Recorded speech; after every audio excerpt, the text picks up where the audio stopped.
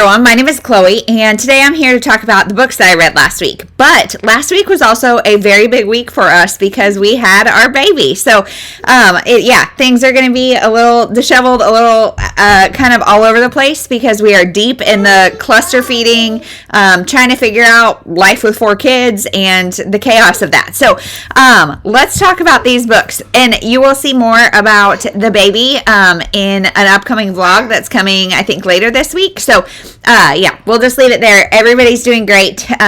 Baby's home. I'm doing good. Everything's doing great. So thank you so much to everybody who's praying for us and thinking about us.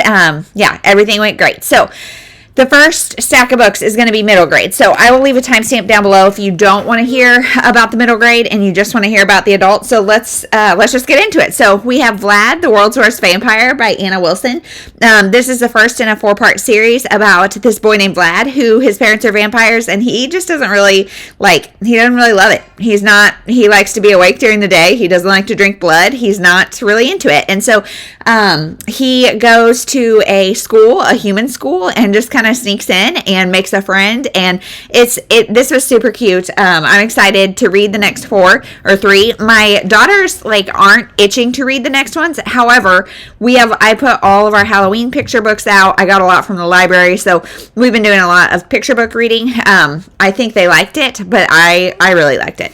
Then I was on a quest to find a cute witchy, Halloween-y graphic novel series or graphic novel that my daughter and I could both read, and I failed a lot of times. And so let's talk about it. So not necessarily witchy, just Halloween-y. We've got Trick or Feet, which is number 3 in Mr. Pants, and we've never read any of this, and this was about these 2 cats who are in an airport and they get stuck there over Halloween, so they go trick-or-treating, and it was very lackluster. Don't really care. Not excited to pick up the rest of the series. Didn't love this. Whatever. Then we have this one. It's Lila the Accidental Witch, and I'm going to show you instead of the cover, because the cover is this. I should have probably known from the cover that this just got, it started kind of contemporary, cute, witchy, and it turned way too demons and all that kind of stuff. And so I DNF'd this pretty quick, and didn't love it. Then I also did The Okay Witch, and this is kind of the same thing. It was had really cute contemporary elements, but got way too out there. I'm not a fantasy reader, and I am really I won't read about demonic stuff.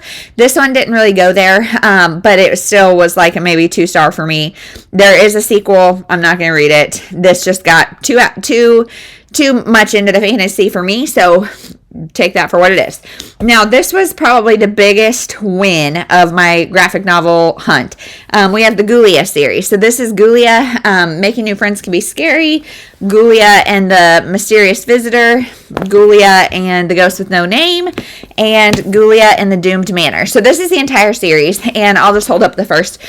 This is about a little zombie named Gouia, and she wants to be friends. She wants to have friends. She wants to make friends with human people, and she sees everybody trick-or-treating and wants to take part in it. So she does. She tries to make friends, and she does. In this one, other things happen. These are all 60 pages, and they're like this.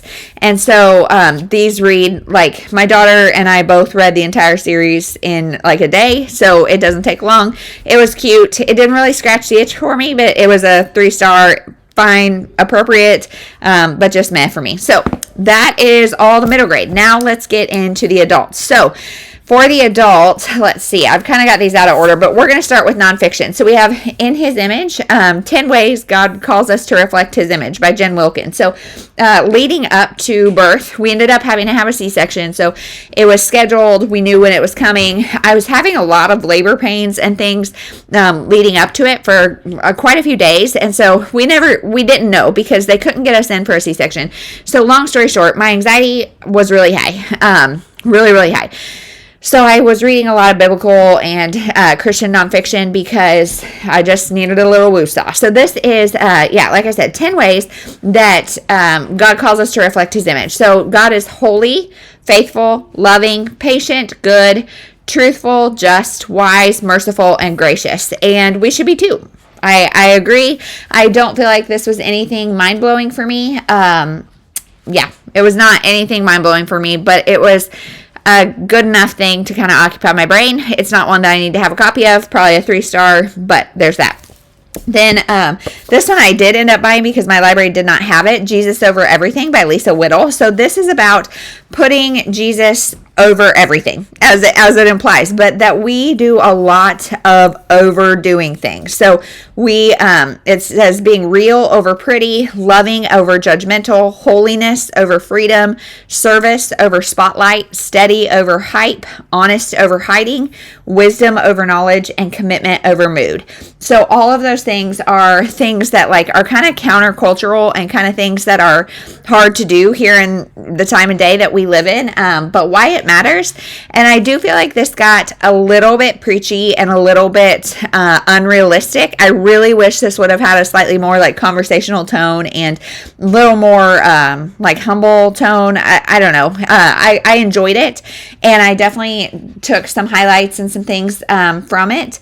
But yes, I don't know, a lot about surrender, and surrender was definitely something I was needing to remind myself of frequently. So this was a decent book, but a good thing to kind of distract my mind. So there's that. Then I read Like Mother, Like Daughter by Kimberly McCreight, and I just recently got this in Book of the Month, and I actually listened to it on audio, so this book is completely brand spanking new, and I did not like it. I gave it 2.5 stars. So I love Kimberly McCreight. I've read a lot of her stuff, almost all of her stuff, maybe all of her stuff, and really enjoyed most, if not all of it. This one just wasn't it for me. So the premise, I should have known this is a me problem because the premise did not sound that great to me. However, I got it anyway because I love the author. And this is about a girl who is kind of estranged from her mother.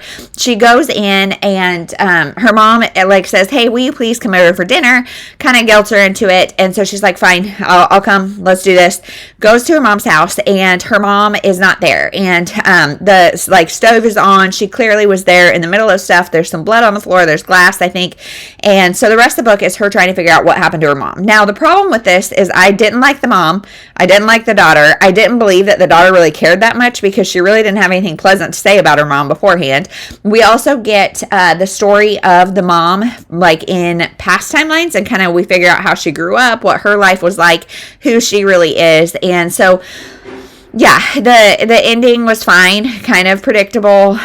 Overall, like I didn't care that much. I feel like this book so far, I've heard people love it or hate it. Like it's 5-star or like 2 or 3 star, and I haven't seen a lot of people talk in between. I'm more in the camp 2.5 stars. I'm gonna unhaul this, which kind of hurts me since I didn't even read the physical book, but yeah, I didn't like it. So if you've read this, let me know your thoughts because I want to know.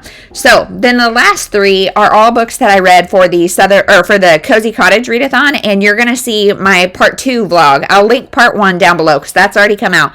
My part 2 vlog is coming this week, so you will see my thoughts on these. But I'll just tell you what they are: The Little Tea Shop on Main by Jodie Thomas, Summer Girls by Mary Alice Monroe, and No One Ever Asked by Katie Ganchert. So those are the 3 books I read for that. Like I said, stay tuned for the vlog to see what I thought of them.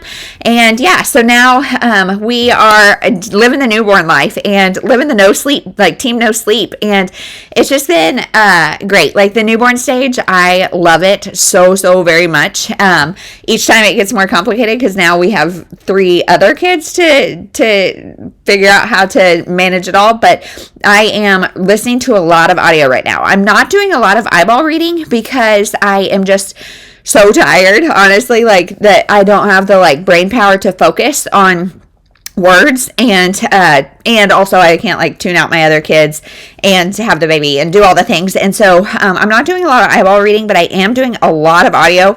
And so we'll see what next week's looks like. I'm hoping we'll kind of settle into a rhythm, a routine, something. Right now, I also can't work out or anything because I just had a C-section a couple days ago. So I'm, just kind of taking some gentle walks and not having like my workout time to listen or do anything. But I'm also using that time just like sitting, hanging out. So That is everything. Let me know what you read this last week, and we'll see you in the next one. Thank you so much for watching.